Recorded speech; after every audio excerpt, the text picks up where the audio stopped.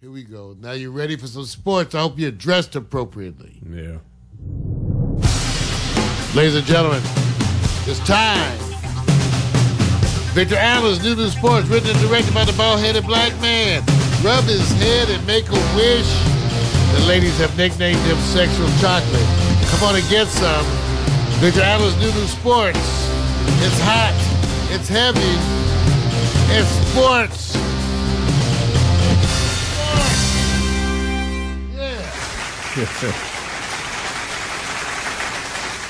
You know, it's big news in L.A., man, because, you know, I'm going to start you off real quick, and then I'm going to leave it and go straight to the number one sport right now, just period.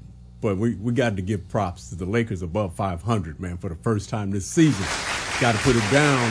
Let people know that you need to pay attention to those vets when they say, look, we know the young bros got testosterone, they flowing. Slow it down. Use Mario's word, relax. Just relax. So smoke some weed. Right, smoke some weed. I'm not endorsing that right now. I don't know the effects of playing on the floor, although many have said that they've done that, especially in the NFL football game, but I won't bring up those names. All right, man, I'm going to start off real quick because everybody's now anticipating the game that's going to come on Monday night next week for those who are following. Even though New Orleans may be the number one team right now, the way of their playing, everybody's anticipating Mexico City. Kansas City Chiefs versus the LA Rams, 291 teams. And what I want to do is go to what I call my top five. And then I'm going to give you information, Mario. What we were supposed to extrapolate is this order correct? And do you find that there's a team missing? Or when you take the data, you're going to find out that there's very little defense in the top five. So I'm going to go straight to it and just let you know how it flows. One thing I have to admit, I got to say it. I don't see the display. What happened? Where'd it go? Where'd it go? You don't see the display? You know, I don't see that one. Which one? So right? you just do the power on and off the Gotcha. white Just plug. want to make sure. Just the white plug. White one, right. Let me see if it works. It should work. Off. On. Not there. There it go.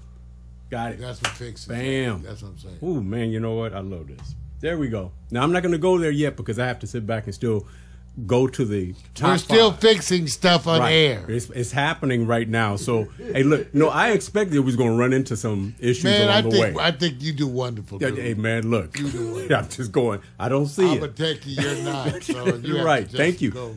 Everybody, I'm not a techie. All right. You know, they can't. They don't want Yeah, well, leave it alone. Leave it alone, man. Leave it alone. Okay, you see the top five, Mario? You see the top ranked teams, NFL Week 10? Just look right there. Okay, this is where you're going. I'm going to say it real quick. What I did here is give you my top five, and we give you the order, but I'm going to give you this other information to see if you can extrapolate who belongs in the Super Bowl out of these teams. I got New Orleans ranked number 1.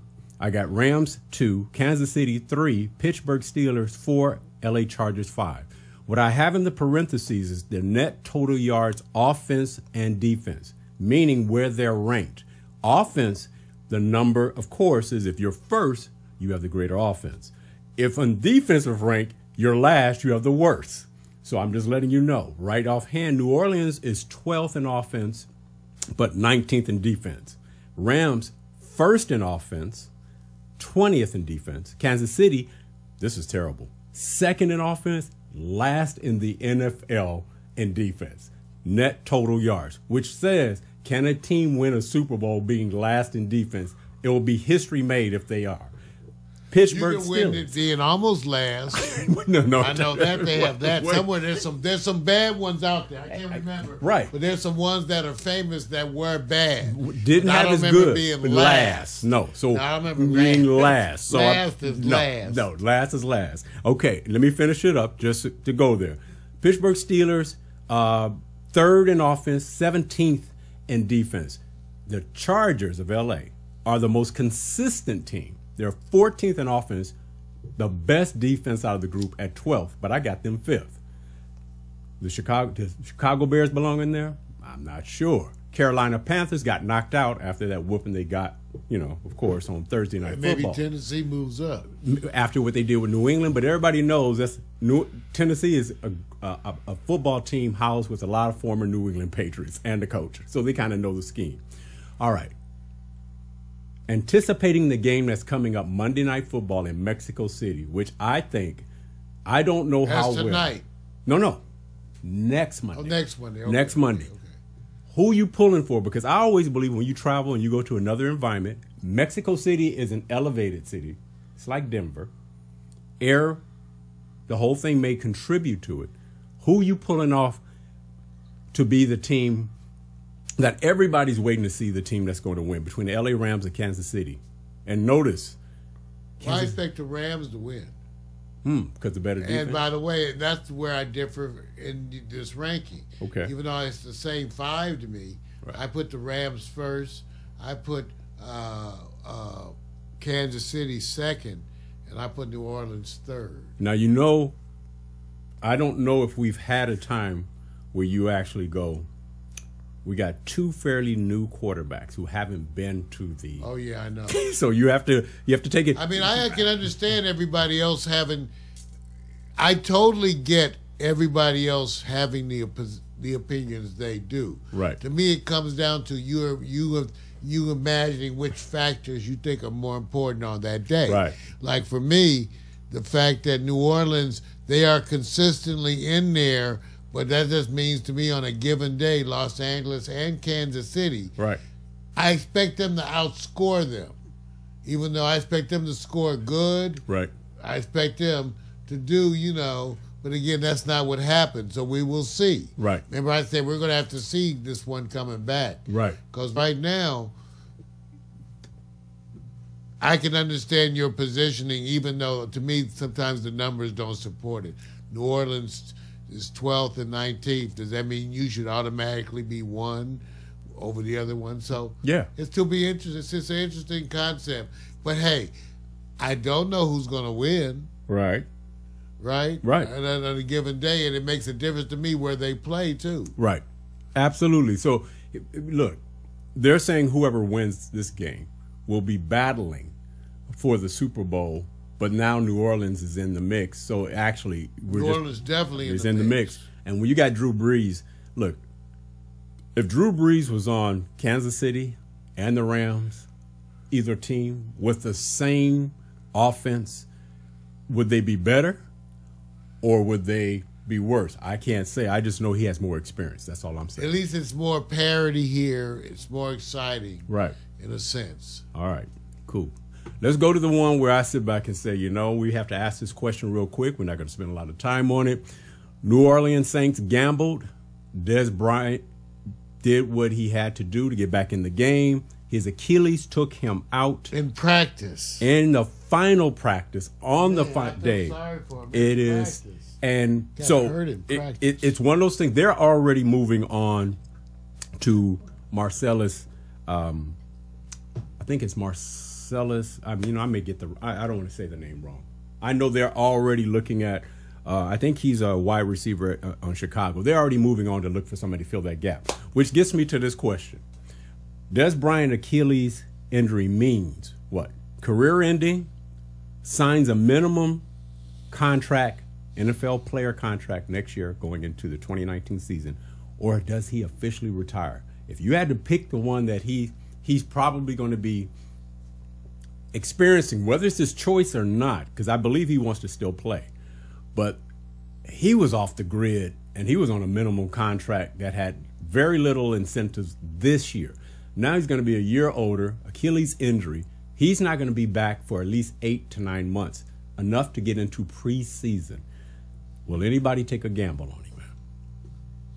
I think, well, and I don't even know that, whether they would take a gamble on him. I think it's, like you said, you gave a number of choices. It's both, to me, career ending and retirement. So it's both of those. He could look at it and retire. My guess is that he's going to fight to come back because he's going to say, I don't have another year on my legs. I just have an injury. But Achilles is very hard to overcome. You actually need an extra season on the season you have. It's always been a hard one to cover. The surgical techniques have improved so that they get faster recovery now than ever before. But it still can be, for many, a career-ending injury. Absolutely. So my wish is that I hope he gets a role. I don't know if will he settle for a backup role? Because there's one thing to get in to stay in the game. It's another when you actually want to be like one of the two prime receivers. Will he humble himself and become that veteran and say, hey, look, this is where I want to be? I don't think he has that patience. My hope is that we haven't seen the last of him, but it appears right now. It's 2 years. It'll take 2 years for him to fully be gaming. And when you do that at 32, man, it's kind of hard for a wide receiver, man. If it comes down to that kind of decision, he's lucky. I don't think it's going to come down to right. I agree. I think he's not going to come back from the injury. I agree. I think it's just too hard to do it. Younger legs, maybe. All right, I'm going to go over to you. This was just a simple reference for you to look at with the Monday Night Football game coming up. I put common opponents for Kansas City and the LA Rams. And I did this to say, let's see the difference in how they play the game. Now, this may be subjective because some teams when you play early in the season, they're better now. Some are better worse. What I did is sat back and said, Kansas City played the Chargers, won by 10. The Rams played the Chargers, won by 12. Kansas City defeated San Francisco by 11 points. The Rams by 20. They defeated San Francisco by 29. Kansas City also beat Denver by 4. The Rams defeated Denver by 3. The biggest discrepancy based on defense, Kansas City just beat Arizona by 12. The Rams zipped Arizona. They did not score. That probably has a lot to do with maybe the earlier in the season, Rams were already a juggernaut. Now people are reading the script on them and now know what their weakness is, which is they don't do well against the run. And with that being the big difference, Kansas City is known for having what they call this unbelievable passing game.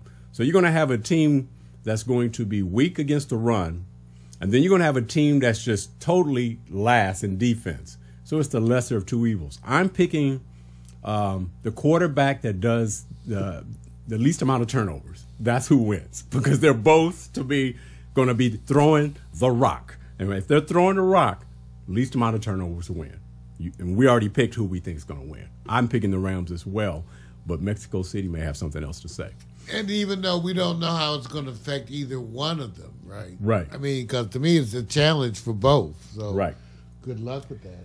All right, let's go over to the subject that I think has been the subject that people have to deal with. And I'm not here to indict. I'm just saying when the money comes down, you become the excuse or the scapegoat. And it's Carmelo Anthony. And what they're saying, the coaches and owners are saying they don't believe Carmelo's 10 games for the Houston Rockets is his last. That's it, because he has not been in the last 2 games, and they said it's because of illness. And I'm not questioning that. And then the owner already said, this is ridiculous. But when the coaches and players go, we don't think he's coming back. So what they said. The stuff I'm reading is different. They're talking about his production, which is down to its worst in his career. Yes, it is. Okay. Yes. And here's a question. And here's our question. They lost Mbamute and Ariza to contracts. Everybody go get their money. They feel they can plug in. They got Carmelo. Carmelo's there. Now Houston is getting close to winning at the 500 level. But are they playing at that level that they were last year? And we're in an offensive system, meaning that the teams that score the most points are the ones that's showing you that they're winning, or that's the style of play. Do you believe, if it's all false, let's just say Carmelo was really ill, he's back, plays the rest of the year, do you believe Houston will make it to the conference finals? No. Is it because of the synergy between Carmelo and the other players, or because they gave up too much defensively? No. See, and that's why I'm Okay, so I'm not agreeing with the term scapegoat because scapegoat implies that you're putting all the blame on him. Right. Some people may, but most people are not. No, Right. It's more than that. Right. The whole Houston, okay, so the first thing was even when before the Carmelo addition, Right. it looked like they had weakened the team. Yes. Okay, based on the trades.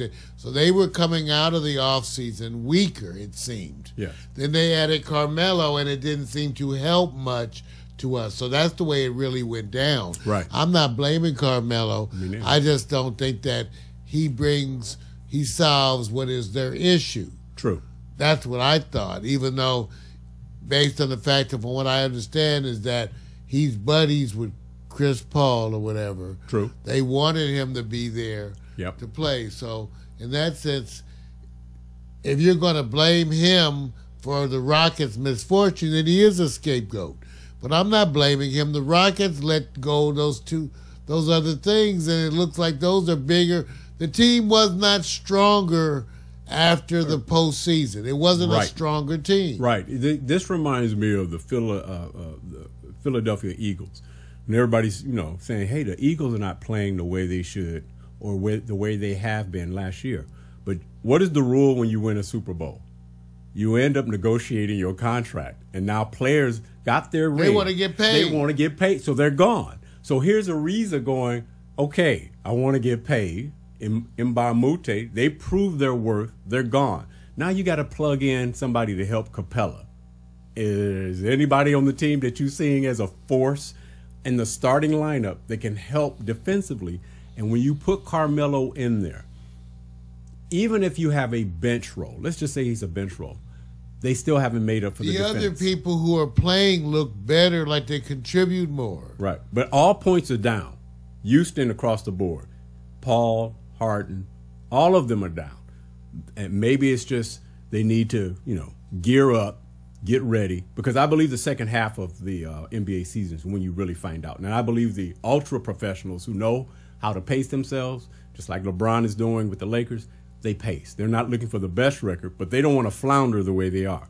So the answer is right now, if all things being that this is all rumors, we just both agree, they may not even make it to the conference finals, much less go to the NBA finals itself. Yeah, Okay, yeah. cool. All right, here we are. And not Carmelo's fault either. I know that's happened. Well, you know what? It's not about his fault. It's about the decisions that's made, like you said. He's a contributing factor. Yes, he is. He is. He's down to 13 or 14 points a game. And that contract that is heavy on him. They just don't pay that amount of money for that kind of production. All right. Did the Lakers make the turn, man? Did they make the turn to guarantee that they will be above 500 come the All-Star game?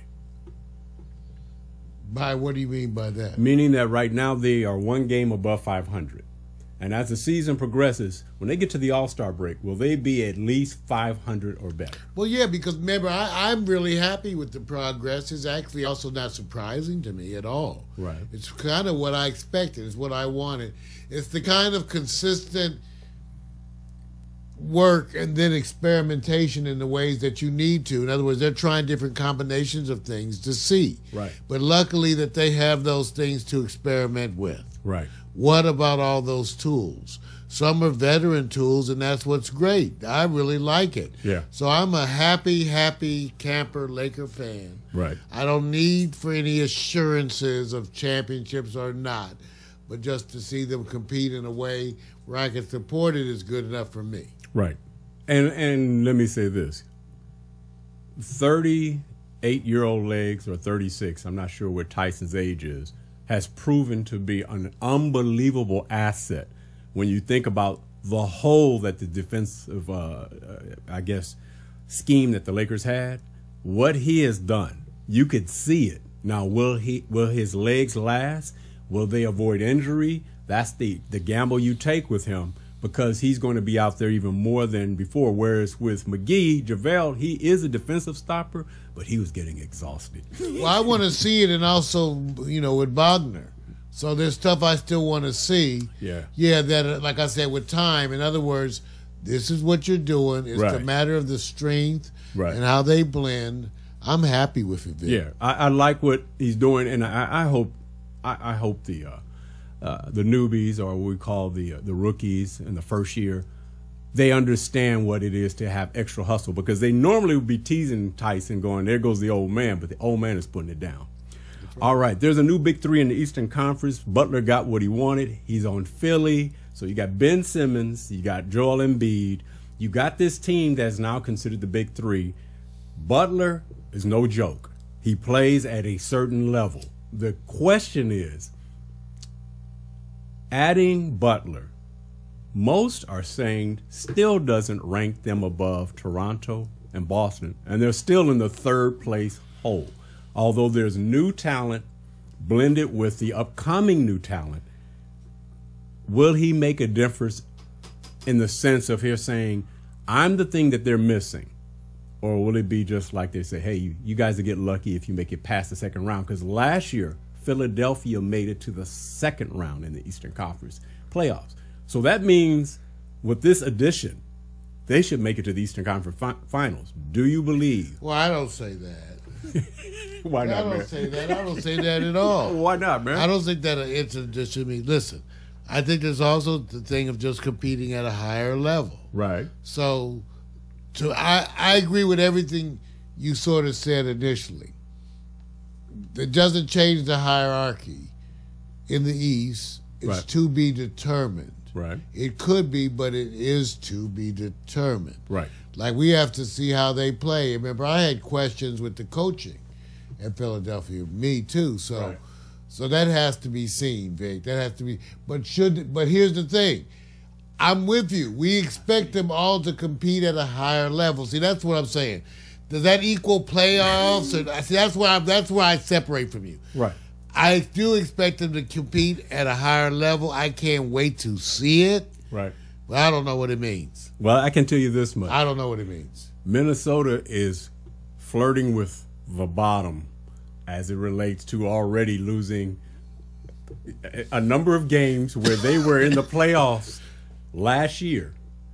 It looks bad for Thibodeau, because then you have to make up for that. So looks bad for Cleveland. looks bad for a bunch of people. Right, man. Hey, look, I know that. Looks bad for Houston. It looks bad for OKC. OKC. Okay, so I'm saying a bunch of people are looking bad.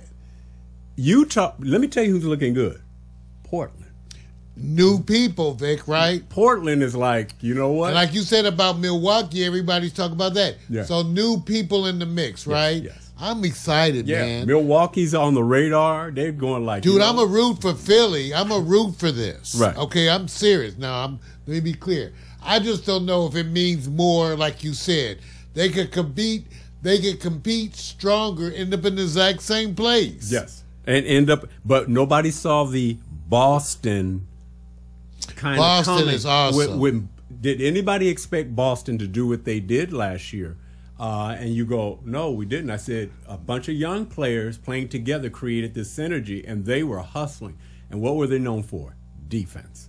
And to me, the magic is when the team decides to work collectively as a defensive unit. So I agree with you. Some things are better than we thought. The Clippers, to me, are better than I thought. They just don't have with a different group. Yeah. Still a better team. Yes. But the Lakers, I thought they would be. We had the discussion. Right. San Antonio. Right. Again, I never root against Pop because he knows how to make everything work. He gets the most out of the least. It's all good. All right. Look, I just I'm not going to get into the Western Conference, Eastern Conference grid. You can pass that all up because we're already discussing the teams. I'm going to go over to, the name that most people were hearing lately in NBA professional circles was the Greek Freak. And after seeing him, I've not seen a 7-footer handle the peel. He can actually juke you and dunk with the opposite hand. Watching him, and even watching football and analysts who go like, wow, because he's the Greek Freak. And they said, I've heard about this Greek freak, but what is he? Well, you guys, if LeBron was this beast coming, welcome what I call the Hulk with hoops. Zion Williamson, 6'7", 285-pound left-hander with soft feet. And when I say that, you don't think of somebody who plays the way he does. And if you want to get an idea of how much he's impacting, he has a vertical leap that's plus 40. If you want to take a look, let's go take a quick peek. You can go see the videos. Everybody knows about him. This is him doing the vertical that's required when you're on wow, teams. he's got his head above the rim. Right. That's the vertical. Just leaping up, and you have to see him. I'm saying he's the Hulk with hoops. Somebody's going to come up with another name. That's just me. They're drooling over this guy. They said, do you understand what 6'7" and 285 pounds with speed is? You guys got to go see this guy. All I'm saying is he's going to be kind of lost a little bit, because with the Duke scheme, it's about moving the ball, the best opportunities, not the one person taking all the athleticism. I'm saying this. 285 pounds actually is like 25 pounds heavier than LeBron. And he's like in his first year. Would you take a flying bet, because they're comparing him to Blake Griffin, coming out having that muscle mass, and he's bigger, way bigger than Blake, that he will be resigned to being a dunk master? Or when you see his skills, Mario, you're going to go, oh, my God, he's got better skills. Well, we're going to see, because he's, one thing, coming from Duke, he's the subject of a high level of intelligence in terms of basketball training. Right. So these players are trained and taught.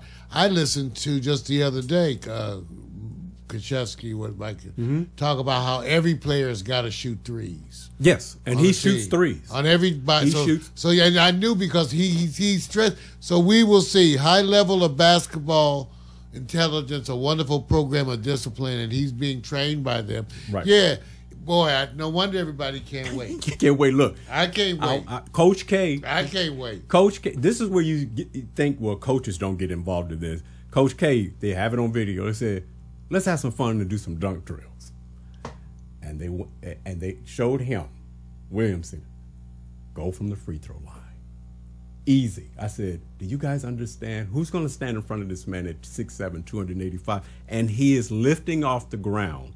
So first thing that everybody can't wait for, first year that he's in the NBA. Injuries, of course, aside, hopefully none. Whether he's on the bench, will they have him in the All-Star Game dunk contest? Yes.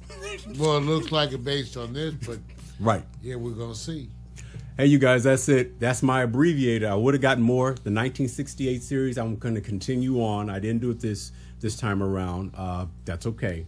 I will continue the series. It's been a blast. Get ready for the next segment. Something that Mario says, I'm a better man than the man you're about to feature. Y'all just don't know me.